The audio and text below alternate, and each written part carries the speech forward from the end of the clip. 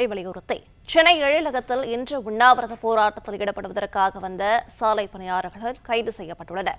விவரங்களை தருகிறார் செய்தியாளர் முனாஃப். வணக்கம், விவரங்களை சொல்லலாம்.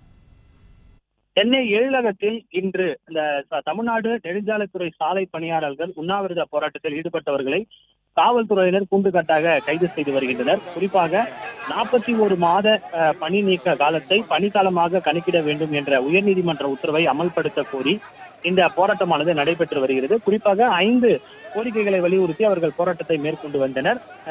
தமிழக அரசு மேல்முறையீட்டு மனுவை திரும்ப பெற்று நீதிமன்ற ஆணையை அமல்படுத்த வேண்டும். சாலை பணியாளர்களின்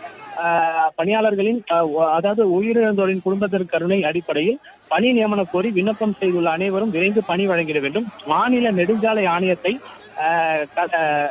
கலைத்திட்டு தனியார்மயம் நடவடிக்கையை அதை அனுமதிக்க கூடாது. மாநில நெடுஞ்சாலைகளை அரசே பராமரித்து கிராமப்புற இளைஞர்களுக்கு பணி நியமனம் வழங்க வேண்டும் உள்ளிட்ட 5 அம்ச கோரிக்கைகளை வலியுறுத்தி தான் இந்த ஆர்ப்பாட்டம் உண்ணாவிரத போராட்டமானது நடைபெற்றது.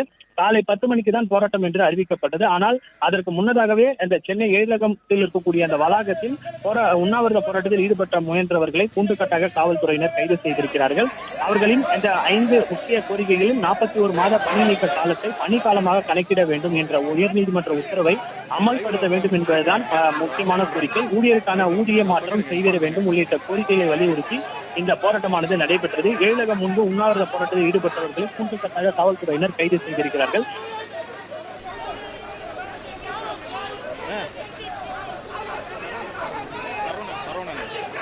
பிளே ஸ்டோர் மற்றும் ஆப் ஸ்டோரில் இருந்து பாலிமர் செயலியை QR கோடு மூலம் பதிவிறக்கம் செய்யுங்கள். செய்திகளை உடனுக்குடன் பெறுங்கள்.